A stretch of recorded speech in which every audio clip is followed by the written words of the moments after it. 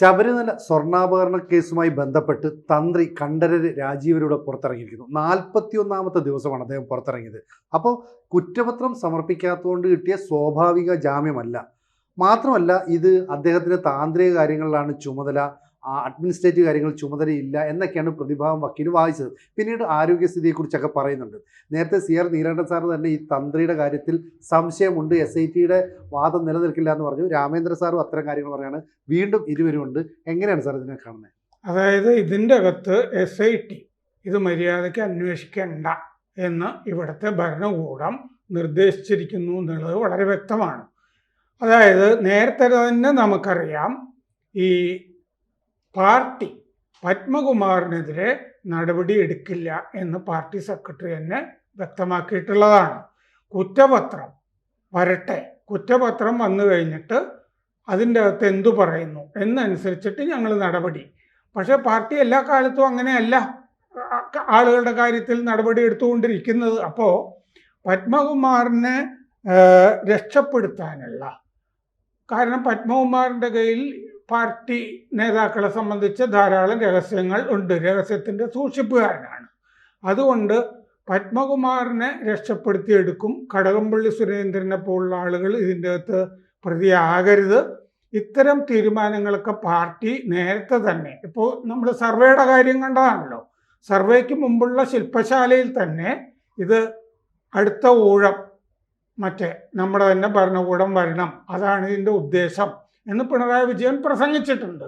എന്ന് പറയുന്നത് പോലെ മുൻകൂട്ടി ആസൂത്രണം ചെയ്തിരിക്കുന്ന ഒരു തിരക്കഥ അനുസരിച്ചിട്ടാണ് SIT നീങ്ങിക്കൊണ്ടിരിക്കുന്നത്. അതുകൊണ്ട് ആർക്കെതിരെയും കുറ്റപത്രം കൊടുക്കാതെ അവർ ഓരോരുത്തരും സ്വാഭാവിക ജാമ്യത്തിൽ പുറത്തിറങ്ങിക്കൊണ്ടിരിക്കുകയാണ്. അതുപോലെ മറ്റേ പത്മകുമാറിൻ്റെ കാര്യത്തിൽ ഇതുപോലെ തന്നെ ഇപ്പോൾ തന്ത്രിയുടെ കാര്യത്തിൽ തന്ത്രിക്ക് നേരിട്ട് ഇതിൻ്റെ അകത്ത് പങ്കില്ല എന്ന്, അദ്ദേഹം താന്ത്രിക കാര്യങ്ങളുമായിട്ടൊക്കെ ഒതുങ്ങി കഴിയുന്ന ഒരാളാണ് എന്നൊരു നിരീക്ഷണം തന്നെ കോടതിയുടെ ഭാഗത്തു നിന്ന് വന്നിരിക്കുന്നു. തന്ത്രിക്ക് ബന്ധമുണ്ടായിരുന്നത്, അല്ലെങ്കിൽ പോറ്റിക്ക്, ഇതിൽ പ്രധാനപ്പെട്ട പ്രതിയായ പോറ്റിക്ക് നല്ല ബന്ധം ഉണ്ടായിരുന്നത് തന്ത്രിയുമായിട്ടാണ് എന്നുള്ളത് നമുക്ക് വ്യക്തമായിട്ട് അറിയാവുന്നതാണ്. പക്ഷെ ഇതൊന്നും SIT കണ്ടെത്തി കോടതിയിൽ ഒരു റിപ്പോർട്ടായിട്ട് ഇത് ഡിഫെൻഡ് ചെയ്യാവുന്ന വിധത്തിൽ കൊടുത്തിട്ടില്ല. അങ്ങനെയാണ് ജാമ്യത്തിൽ ഓരോരുത്തരും വിട്ടുപോകുന്നത്. ഇനി പത്മകുമാറും കൂടി പുറത്തിറങ്ങാൻ പോകുന്നു, എല്ലാവരും പുറത്തിറങ്ങുന്നു. കുറ്റപത്രമൊന്നും ഇല്ലാതെ, കുറ്റപത്രം കൊടുക്കുന്നത് തന്നെ അതിനെപ്പറ്റി ആലോചിക്കുന്നത് പോലും തെരഞ്ഞെടുപ്പിന് ശേഷം മതി എന്ന് SITയോട് സർക്കാർ നിർദ്ദേശിച്ചിരിക്കാനാണ് സാധ്യത. അതുകൊണ്ട് ഈ അന്വേഷണം ഒരു സ്ഥലത്തും എത്തില്ല. മുമ്പ് ഞാൻ പറഞ്ഞിട്ടുണ്ട്, ഈ അന്വേഷണം ന്യായമായും CBIക്ക് പോകേണ്ടതായിരുന്നു. അല്ല, അന്വേഷണം CBIക്ക് പോകേണ്ടതായിരുന്നു എന്നുള്ള കാര്യത്തിൽ നമുക്ക് തീരെ തർക്കിക്കാം. പ്രധാന പ്രശ്നം എന്താ? ഹൈക്കോടതിയുടെ മേൽനോട്ടത്തിൽ അന്വേഷണം നടക്കും. നമ്മൾ സ്വാഭാവികമായും ഹൈക്കോടതി ഒരു വലിയ വിശ്വാസമുണ്ട്. ഹൈക്കോടതി പ്രത്യേകിച്ചും ശബരിമല ബെഞ്ച് വളരെ എഫക്റ്റീവായി പലപ്പോഴും ഇടപെട്ടിട്ടുണ്ട് എന്നാണ് നമ്മുടെ ഒരു അറിവ്. പക്ഷെ ഇവിടെ പ്രശ്നം എന്താ അറിയാം, ഈ നമ്മുടെ CRPC, പഴയ CRPC അനുസരിച്ച് ഒരു വാചകമുണ്ട്, investigator is the king. Investigator ഇന്നത് അന്വേഷിക്കണം, ഇന്നത് അന്വേഷിക്കേണ്ട എന്ന് പറഞ്ഞാൽ കോടതിക്ക് അതിൻ്റെ പുറത്ത്, ഇവിടെ കോടതി ഇൻവെസ്റ്റിഗേറ്റർ അല്ലല്ലോ. അപ്പോൾ ഇൻവെസ്റ്റിഗേറ്ററോട് നിങ്ങൾ അതെടുക്കൂ, നിങ്ങൾ ഇതെടുക്കൂ എന്ന് പറയാൻ പറ്റും. ഞാൻ 2-3 ഉദാഹരണം നമുക്ക് പറയാം. ഒന്ന്, ഇതിലേറ്റവും പ്രധാനപ്പെട്ട ഒന്ന്, സ്വർണം ചെമ്പാണെന്ന് എഴുതി എന്നാണ്. നമ്മളിതൊരിക്കൽ പറഞ്ഞതാ, ആ കൈയക്ഷരം പത്മകുമാറിൻ്റെ ആണോ വാസുവിൻ്റെ ആണോ? പത്മകുമാറിൻ്റെ എന്ന് പറയുന്നു. ആ കൈയക്ഷരം പരിശോധിക്കാൻ 2 മാസം എടുത്തു. 2 മാസം കഴിഞ്ഞിട്ട് ആ പരിശോധനയ്ക്ക് അയക്കാൻ പോകണം. സാധാരണ രീതിക്ക് നമ്മൾ എന്താ ചെയ്യുക? ഇത് എഴുതിയത് ഇയാളാണോ എന്ന് പറഞ്ഞാൽ അങ്ങനെ ഒരു സംശയം വന്നാൽ ആദ്യ കൈയക്ഷരം പരിശോധിക്കുകയല്ലേ ചെയ്യുക. ഇത് ഇയാളാണ് അല്ലെങ്കിൽ അല്ല എന്ന് പരിശോധിച്ചിട്ട് 2 മാസം കഴിഞ്ഞിട്ടാണ് കൈയക്ഷര പരിശോധനയ്ക്ക് പോകുന്നത്. ഇതിലേറ്റവും ക്രിട്ടിക്കലായ ഒരു സംഗതിയായിരുന്നു ഇയാളുടെ കൈയക്ഷരം. രണ്ടാമത്, ഇന്നിപ്പോൾ ഒരു വാർത്ത വരുന്നു, ഫോൺ വിളികളുടെ രേഖകൾ വേണമെന്ന് ഹൈക്കോടതി കമ്പനികളോട് ആവശ്യപ്പെടുന്നു. ഇതൊരു ഫലിതമല്ലേ സത്യത്തിൽ? എന്താ കാര്യം? ഇപ്പോൾ SIT പോയി പറയുന്നു ഞങ്ങൾക്ക് ഫോണിൻ്റെ ഡോക്യുമെൻ്റ് വേണം. ഇവിടെ ഒരു കളവ് കേസ് നടന്നാൽ, കൊലക്കേസ് നടന്നാൽ, മറ്റെന്ത് തട്ടിപ്പ് നടന്നാൽ ആദ്യം എടുക്കുന്ന ഡോക്യുമെൻ്റ് എന്താ? പ്രതികളുടെ ഫോണിന്റെ ഡാറ്റ, അതെ അതെ അതെ ലൊക്കേഷൻ ഡാറ്റ. ആ ഈ ലൊക്കേഷൻ ഡാറ്റ പ്രതികൾ 90 ദിവസം സ്വാഭാവിക ജാമ്യം കിട്ടി പുറത്തു പോയതിനു ശേഷം അവരുടെ ഫോൺ ഡാറ്റ എടുക്കാൻ തീരുമാനിക്കുക എന്ന് പറഞ്ഞാൽ, അല്ലെങ്കിൽ ആവശ്യപ്പെടുക എന്ന് പറഞ്ഞാൽ, അതിൽ പരം ഒരു തട്ടിപ്പുണ്ടല്ലോ എന്ന് പറഞ്ഞാൽ SIT ഹൈക്കോടതിയെ സമർത്ഥമായി വഞ്ചിച്ചിരിക്കുന്നു, അന്വേഷണം അട്ടിമറിച്ചിരിക്കുന്നു.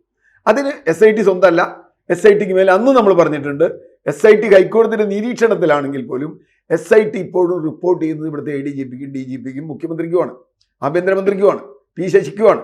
എന്ന് പറഞ്ഞാൽ അവർ നിയന്ത്രിക്കുന്നിടത്ത് നിർത്താൻ SITയെ നിർത്താൻ അവർക്ക് കഴിയുന്നു. ഹൈക്കോടതിയുടെ അല്ല നിയന്ത്രണം SITയുടെ മേളിൽ.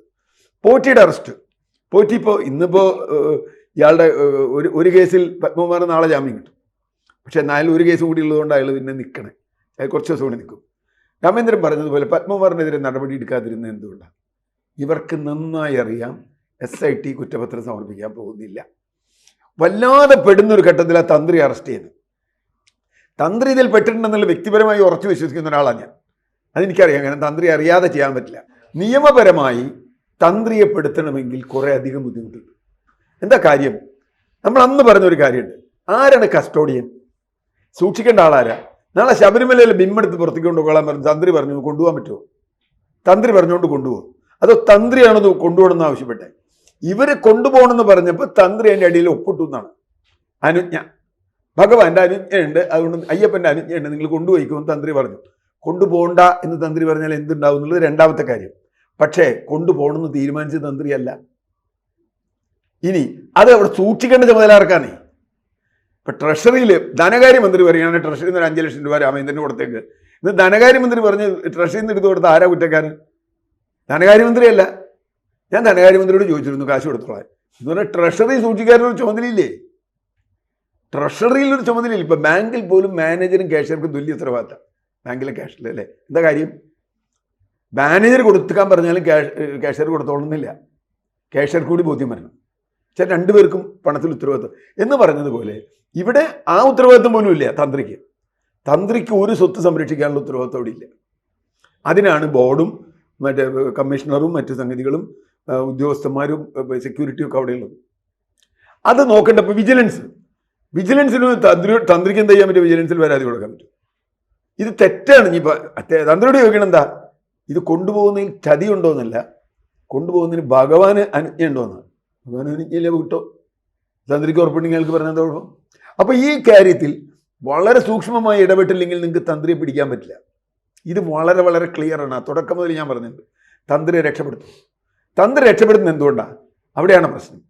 ഇപ്പോൾ അടൂർ പ്രകാശ് അല്ലെങ്കിൽ KC വേണുഗോപാലിനൊക്കെ പോറ്റിയെ പരിചയമുണ്ട്, കടകംപള്ളിക്കും പോറ്റിയെ പരിചയമുണ്ട്, പോറ്റിയുടെ വീട്ടിൽ പോയിട്ടുണ്ട്, പോറ്റിയെ കണ്ടിട്ടുണ്ട്. ഇതൊരാളെ പ്രതിയാക്കാനുള്ള കേസല്ല. എന്താ കാര്യം? തന്ത്രിക്കല്ലേ പോറ്റിയായിട്ട് ഏറ്റവും വലിയ പരിചയം സ്വാഭാവികമായി ഉണ്ടെന്നേ. ഞാനിതിന് തുടക്കം മുതൽ പറയുന്നത്, ശബരിമല ഓരോ വർഷവും ഒരുപാട് പോറ്റിമാർ വരാറുണ്ട്. ഉണ്ണികൃഷ്ണൻ പോറ്റിയോ സുബ്രഹ്മണ്യം പോറ്റിയോ വേറെ ഏതെങ്കിലും പോറ്റിമാരൊക്കെ വരും ഇവിടെ. പിന്നെ ശബരിമല ഓരോ മേശാന്തി വരുമ്പോഴും ഓരോ തന്ത്രി വരുമ്പോഴും പോറ്റിമാരെ കൊണ്ടുവരും. എനിക്ക് വേണ്ടി ശബരിമല പോകുമായിരുന്നു, എന്നെ വിളിച്ചിട്ടുണ്ട്. ശബരിമല പഴയ ഒരു മേൽശാന്തി എൻ്റെ സുഹൃത്താണ്, ഇതിലാണ്ട് വന്നാൽ മതി. എന്താ കാര്യം? ഞാനും പൂരിയാണ്, എനിക്ക് പോവാം. തിയറട്ടിക്കലി ഞാനും പൂരിയല്ലേ, എനിക്ക് വിശ്വാസം ഉണ്ടോ എന്നുള്ളത് നോക്കണ്ടേ, മുകളിലിട്ടാൽ പോരെ. അപ്പോൾ ഇങ്ങനെയുള്ള പോറ്റിമാരെ അവിടെ വിളിച്ച് ചേർത്തുണ്ട്. ഈ പോറ്റിമാരെ വിളിച്ച് കയറ്റി ഈ പോറ്റിമാരെ അവിടെ വരുന്ന മുഴുവൻ കാര്യത്തിനും ഈ കേരള ഉത്തരവാദിയാണ്. അന്ന് നമ്മൾ ചോദിച്ചൊരു കാര്യം, പോറ്റിയെ സ്പോൺസറാക്കാൻ തീരുമാനിച്ചത് ആരാണ്? അതാ ചോദിച്ചത്. തന്ത്രിയാണോ? ഈ തന്ത്രി പറഞ്ഞിട്ടാണെങ്കിൽ പോലും സ്പോൺസറാക്കേണ്ട കാര്യം ദേവസ്വം ബോർഡിനുണ്ടോ? പത്മകുമാറിനുണ്ടോ? വാസുവിനുണ്ടോ? തന്ത്രിക്ക് പറയാൻ പറ്റുമോ? തന്ത്രി പറയുകയാണ് ഇയാളെ സ്പോൺസറാക്കിയോ എന്ന് പറഞ്ഞാൽ ഓക്കെ, ഒരു ഗിവ് ആൻഡ് ടേക്കിൽ ചെയ്യാം. അങ്ങനെ ചെയ്തിട്ടുണ്ടാവില്ല എന്ന് ഞാൻ പറയുന്നില്ല. പക്ഷേ അങ്ങനെ ചെയ്തെങ്കിൽ തന്ത്രിക്ക് എന്ത് ഉത്തരവാദിത്വം? തന്ത്രി പറഞ്ഞു എന്ന് എവിടെ തെളിവില്ല. അപ്പോൾ ഇത് നമ്മൾ കോടതിയിൽ സംസാരിക്കണം, നമ്മൾ നിയമമാണ്, ഇൻവെസ്റ്റിഗേഷൻ സംസാരിക്കണേ. പഴയ CRPCയും IPSC ഒക്കെ നമ്മൾ BNSO അതുപോലെ സംസാരിക്കണേ. എവിഡൻസ് ആക്ട് ഉണ്ട്. എങ്ങനെ നിങ്ങൾ എവിഡൻസ് ആക്ട് അനുസരിച്ച് തന്ത്രിപ്പെടുത്തുക? ഒരു വിധത്തിലുമില്ല. അപ്പോൾ അതുകൊണ്ട് ഇനി എന്ത് സംഭവിക്കാൻ വേണമെന്നറിയോ? പോറ്റിയായിട്ട് ബന്ധമുണ്ടെന്ന് പറഞ്ഞ ആളുകളൊന്നും ഇനി എല്ലാവരും രക്ഷപ്പെട്ടു പോകും. പോറ്റിയെ കയറ്റിന്ന് പോറ്റി തന്ത്രിയുടെ ആളാന്നേ ആയിരുന്നു. തന്ത്രി പറഞ്ഞിട്ട് ആൾ വന്നേ, അതുകൊണ്ട് എന്താ കുഴപ്പം? ഇപ്പം എൻ്റെ ഒരു സുഹൃത്തായിട്ട് എൻ്റെ രാമേന്ദ്രൻ്റെ വീട്ടിൽ ഞാനൊരു സുഹൃത്തും കൂടി വരുന്നു. അയാൾ മോഷ്ടിച്ചിട്ട് പോണു. രാമേന്ദ്രൻ വേണി എന്നോട് പറയാം, നീലകണ്ഠൻ ഒരാളെ കൊണ്ടുവന്നിട്ട് അയാൾ മോഷ്ടിച്ചിട്ട് പോയല്ലോ എന്ന് പറയാം. ഞാനതിൽ പങ്കുണ്ടെന്നില്ലെങ്കിൽ പണി വേറെയാ. അതിന് വേറെ പണി. കാരണം ഞാനും അയാളും തമ്മിൽ വല്ല പങ്കുവെച്ചോടോ എന്തെങ്കിലും തട്ടിപ്പോണ്ടെന്ന് അറിയണം. ഇനിയിപ്പോൾ സാമ്പത്തിക ഇടപാടാണ് പിടിക്കാനുള്ളൊരു കാര്യം. പക്ഷെ അവിടെയാണ് എന്നെ ഞെട്ടിച്ച് കളഞ്ഞത്. ഫോൺ ഡാറ്റ ഇല്ലാതെയാണ് ഇവർ ചെയ്തത്. ഇതുവരെ ഫോൺ ഡാറ്റ എടുത്തിട്ടില്ല. ഫോൺ ഡാറ്റ എടുക്കാതെ നിങ്ങൾക്ക് ഇന്നത്തെ ആധുനിക കാലത്ത് ഒരു കേസിൽ ആളുകൾ തമ്മിലുള്ള ബന്ധം നിശ്ചയിക്കാൻ പറ്റില്ല. പറ്റുമോ? എനിക്ക് തോന്നുന്നില്ല. കാരണം ഈ മൊബൈൽ ഫോണും വാട്സപ്പും ചാറ്റും ട്വിറ്ററും ഒക്കെയാണ് നമ്മൾ കിട്ടുന്നത്. ഇതൊക്കെ എടുത്തിട്ടില്ല എന്ന് പറഞ്ഞാൽ SIT മനഃപൂർവ്വം കുറ്റപത്രം സമർപ്പിക്കാതിരിക്കുകയും കുറ്റപത്രം വൈകിപ്പിക്കുകയും അങ്ങനെ കുറ്റപത്രത്തിന് ഓരോരോ കാര്യങ്ങൾ ഇപ്പോൾ കോടതിയിൽ നിന്ന് ശരിക്കും ചോദിക്കേണ്ടതാണ്. എനിക്കെന്താ ചോദിക്കാനെന്ന് മനസ്സിലായില്ല. നിങ്ങൾ ഈ ഫോൺ ഡാറ്റ ഇതുവരെ എടുത്തില്ലേ എന്ന് ചോദിക്കേണ്ടതാണ് സ്വാഭാവികമായി അല്ലേ. കോടതി പറഞ്ഞാൽ അവരോട് കൊടുക്കാൻ പറഞ്ഞു. എന്താ അവർ കൊടുക്കാതിരുന്നുണ്ടോ? കമ്പനികൾ കൊടുക്കാതിരുന്നുണ്ടോ? അപ്പം ഫോൺ ഡാറ്റ ഇപ്പം ചോദിക്കുക എന്ന് പറഞ്ഞാൽ അതിനർത്ഥം ഇനി ഫോൺ ഡാറ്റ കിട്ടി ഇത് വെച്ച് ക്രോസ് ചെക്ക് ചെയ്ത് വരുമ്പോഴേക്കും ഇവിടെ ഇലക്ഷനാവും. ഇലക്ഷൻ കഴിയും, പത്മകുമാർ പുറത്തുണ്ടാവും, എല്ലാവരും പുറത്തുണ്ടാവും. അപ്പോൾ ഇലക്ഷൻ കഴിയുന്നവരെ പാർട്ടിക്ക് പത്മകുമാറിനെ കൊണ്ടുള്ള മറ്റ് ഡാമേജുകൾ വരില്ല. പിന്നെ കുറേ കാലം സോണിയാഗാന്ധിന്നും KC വേണുഗോപാലെന്നോ പറഞ്ഞു കിടക്കാം. പക്ഷെ അവരൊന്നും ഇതിൽ വരില്ല, ചിത്രത്തിൽ വരില്ല. ഇപ്പോൾ പോറ്റിയുടെ കൂടെ നിന്ന് പടെടുത്തു എന്ന് പറഞ്ഞാൽ നിങ്ങൾക്ക് എന്താ പറയാൻ പറ്റും? പോറ്റി ഞാൻ പറഞ്ഞേ. അപ്പോൾ ക്ലിയർ ആയിട്ടും ഇവിടെ ഇവരെല്ലാവരും രക്ഷിച്ചെടുക്കുക, എല്ലാവരും രക്ഷിച്ചു. ഇനി ഈ കേസിൽ എല്ലാവരും ജാമ്യത്തിൽ വരും. കുറെ കഴിഞ്ഞ് ഇനി ഒരു 1-2 കൊല്ലം കഴിയുമ്പോൾ ചിലപ്പോൾ എല്ലാ കുറ്റപത്രം കൊടുക്കും. ഇപ്പോൾ പഴയ കേസ് നമുക്ക് ആരെങ്കിലും ഓർമ്മയുണ്ടോ രാമേന്ദ്ര? ഏതെങ്കിലും കേസ് ഓർമ്മയുണ്ടോ നമുക്ക് പഴയത്? ഞാൻ ഒരൊറ്റ ഉദാഹരണം പറയാം. ഈ പോലീസിലേക്കുള്ള സെലക്ഷനിൽ കോപ്പി അടിച്ച് 2 SFIക്കാരെ പിടിച്ചു. ഇപ്പോൾ ആ കേസ് എവിടെ ഉണ്ടെന്ന് ആർക്കെങ്കിലും അറിയാം? ഞാൻ വിചാരിക്കണം അവർ 2 പേരും പോലീസുകാരായിട്ട് സേനയിലുണ്ടാവും. അവർ പോലീസായിട്ട് സേനയിലുണ്ടാവും. യൂണിവേഴ്സിറ്റി കോളേജിൽ ആ കേസ് ഇപ്പോൾ എവിടെയുണ്ട്? ഞാൻ പറഞ്ഞു അങ്ങനെ 100 കേസ് എടുത്താൽ ഈ കേസ് എവിടെ പോയി നമുക്കറിയില്ല. അപ്പോൾ തീർച്ചയായിട്ടും ഇതും അതുപോലെ അലിഞ്ഞ് ഇല്ലാതാവും. നഷ്ടം ശബരിമലയ്ക്ക് മാത്രമാണ്. ബാക്കി ഭക്തർക്ക് വിശ്വാസമുണ്ടോ വിശ്വാസമില്ലോ എന്ന് എനിക്കറിയില്ല. സർക്കാരിന് സ്വത്ത് സംരക്ഷിക്കേണ്ട കാര്യമില്ല. ഇപ്പോൾ അയ്യപ്പ സംഗമം മുതൽ ഇങ്ങോട്ടുള്ള ഓരോ കാര്യം നമ്മൾ നോക്കിയാൽ ആ സർക്കാരിൻ്റെ സ്വത്ത് സംരക്ഷിക്കാൻ, അത് അപ്പമായാലും അരവണയായാലും നെയ്യായാലും വേറെ എന്തായാലും കൊള്ളയാണ് അവിടെ നടന്നുകൊണ്ടിരിക്കുന്നത്. ആ കൊള്ളയ്ക്ക് ഒരു പരിഹാരം ഉണ്ടാക്കാൻ ബഹുമാനപ്പെട്ട ഹൈക്കോടതിക്ക് പോലും കഴിയാത്ത ഒരു ദുരവസ്ഥ വന്നിരിക്കുന്നു എന്നിപ്പോൾ പറയാൻ പറ്റും. കൂടുതൽ വാർത്തകളും വിശേഷങ്ങളും നിങ്ങളിലേക്ക് എത്താൻ ABC മലയാളം സബ്സ്ക്രൈബ് ചെയ്യുക, ബെൽബട്ടനും അമർത്തുക.